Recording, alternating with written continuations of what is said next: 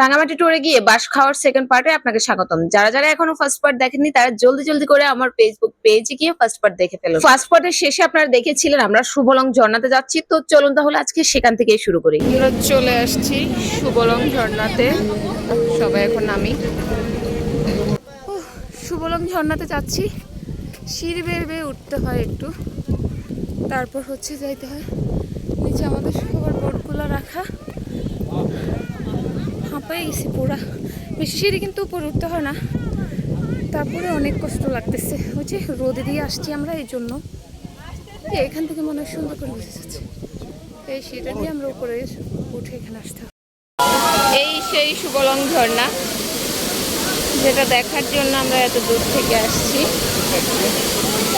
সবাই গোসল করছে, এখানে যাইতো আবার সিঁড়ি, বাট নিচে আমি নামবো না, আমার খুব ভয় করতেছে, মনে হচ্ছে আমি পিছলা খায় পড়ে যাবো এরকম। বাট ওইরকম না, সবাই নামতেছে, বাট আমার একটু ভয় করতেছে আর কি। অনেক সুন্দর। এই যে পিচ্ছি মেয়েটা পিঙ্ক কালার, খুবই সুন্দর লাগছে। দেখছেন একা একা বসে খেলতেছে, মোবাইলে কি যেন করতেছে।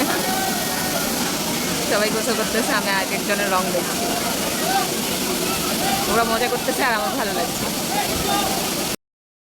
ছেলেরা সবাই কি যে মজা করতেছে দেখেন। আপুও দু একজন আছে, বাট এইভাবে আমার নামতে ইচ্ছে করতেছে না এত ছেলেদের মাঝে। ভয়ও কাজ করতেছে এদিকে পিছলা হবে কিনা। এই ঝর্ণাটার পাশে ছোট্ট একটা মাছা দেওয়া ছিল, আর সেখানটায় বসে পা ঢুলাচ্ছি আর ঝর্ণার ফিল নিচ্ছিলাম। শুভলং ঝর্ণা থেকে এখন আমরা চলে যাচ্ছি লেকের মাঝখানে একটা রেস্টুরেন্টে লাঞ্চ করতে। ইয়েস, এই লাঞ্চে গিয়ে কিন্তু আমি বাসটা খেয়েছিলাম, মানে চিকেন ব্যাম্বো। দুপুরে লাঞ্চ, সবজি, টমেটো চাটনি, ডাল, এটা কি শুটকি ভর্তা, ডিম। চলে আসলো ব্যাম্বো চিকেন। শুভলং ঝর্ণা থেকে আমরা সোজা চলে আসছি হচ্ছে লাঞ্চ করতে। তো এখানে লাঞ্চ করা শেষ, আর যেখানে আমরা লাঞ্চ করতে আসছি ওই জায়গাটা অনেক সুন্দর, মানে যথেষ্ট ঠান্ডা বাতাস আর কি। এই যে আমার চুলটুল কিছুই থাকতেছে না, উড়ে যাচ্ছে সব। তো সকালে নাস্তার তুলনায় আজকের দুপুরের খাবারটা ছিল ভালো। এখন হচ্ছে আমরা এখান থেকে যাবো হচ্ছে ঝুলন্ত ব্রিজ। তার আগে এখানে পরিবেশটা একটু দেখাই। এখানকার পরিবেশটা দেখেন কি পরিমাণ খোলামেলা। আর যতগুলা পার্সন দেখতে পাচ্ছেন এরা সবাই আমরা একসাথে আসছি।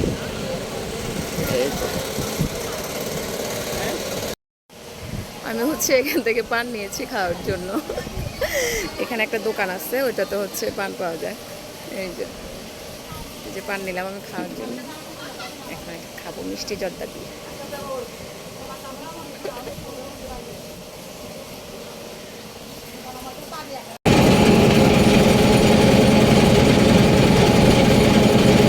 এই সুন্দর ভিউ উপভোগ করতে করতে কিন্তু আমরা চলে আসছি হচ্ছে ঝুলন্ত ব্রিজে। এই সেই ঝুলন্ত ব্রিজ দেখার জন্য শত শত মানুষ ভিড় করে, কিন্তু এটা কেমনে ঝুলন্ত ব্রিজ হলো আমি বুঝি না। নিচে পিলার দেওয়া আছে। ঝুলন্ত ব্রিজ যদি ঝুলে না থাকে তাহলে কিভাবে ঝুলন্ত ব্রিজ হলো, এই জিনিসটা আমার মাথায় আসে না। আপনি যদি জেনে থাকেন অবশ্যই কমেন্ট করে জানাবেন। আর এই সিঁড়িটা অনেক বেশি সুন্দর ছিল, তাই ভাবলাম এখান থেকে যদি একটু ভিডিও করি তাহলে আপনারা পুরোপুরি ভাবে ঝুলন্ত ব্রিজটা দেখতে পাবেন। এই ঝুলন্ত ব্রিজে দেখার মতো এর থেকে বেশি কিছু নাই। এই ঝুলন্ত ব্রিজ থেকে লালমাই লেকটা অনেক বেশি সুন্দর লাগে। এই ঝুলন্ত ব্রিজ থেকে সোজা আমরা চলে গিয়েছিলাম হচ্ছে ফল অয়েল পার্কে। এটাই মূলত আমাদের লাস্ট গন্তব্য। এটাই মূলত ফল অয়েল পার্কটা। আমরা এখন এখানে নামবো। গাইস, ফাইনালি ফল অয়েল পার্কে চলে আসছি। এই যে এটার এরিয়াটা আরো বড়, দেখি একটু ঘুরে ঘুরে দেখানো যায় কিনা। সত্যি অসাধারণ, এখান থেকে এই লেকের ভিউটা দারুণ ভাবে নেওয়া যায়। এদিকে হচ্ছে সিঁড়ি আছে, চাইলে এদিকে বসেও ছবি তোলা যাবে।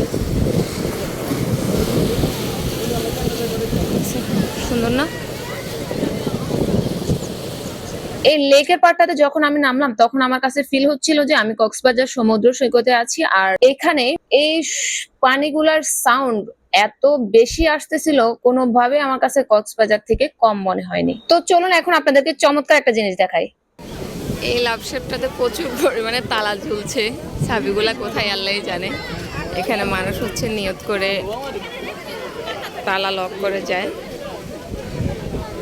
চাবিটা হচ্ছে এই সমুদ্রে ফেলে দেয়। এই লাভ পয়েন্টের হিস্ট্রিটা এখানে দেওয়া আছে, আপনারা হচ্ছে পড়ে নেবেন। এটাকে বলে আসল ঝুলন্ত ব্রিজ। একটু আগে যেটা দেখছি ওটা আসল ঝুলন্ত ব্রিজ না, এটা দেখেন ঝুলে আছে। এটা একটু ভয়ঙ্কর, নড়তেছে এটা লিটারেলি।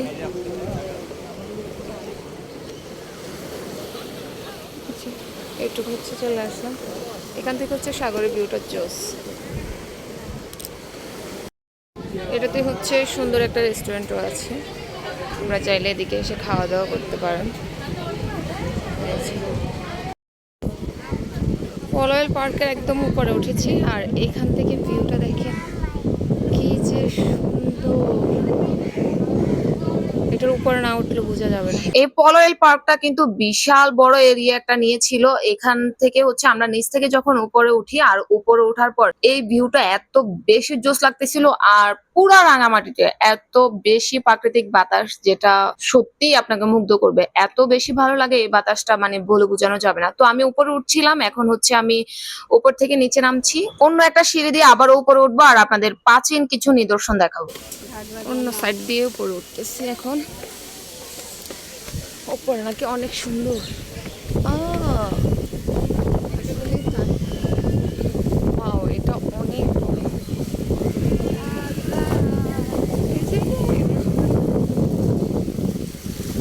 পলয়েল পার্কের এই দৃশ্যটা কিন্তু খুবই চমৎকার লাগে, খুবই চমৎকার লাগে। এদিকে বাচ্চাদের জন্য কিছু রাইডের ব্যবস্থাও করেছে। এদিকটা দেখেন, এটার এরিয়াটা কিন্তু বিশাল। এটা খুব সুন্দর একটা জিনিস, ঢিপিতে ধান বাঁধছে। তো এগুলা কিন্তু এখন দেখা যায় না আমাদের গ্রাম অঞ্চলে। আগেরকার দিনে এভাবেই হচ্ছে ধান বাঁধতো। সুন্দর না?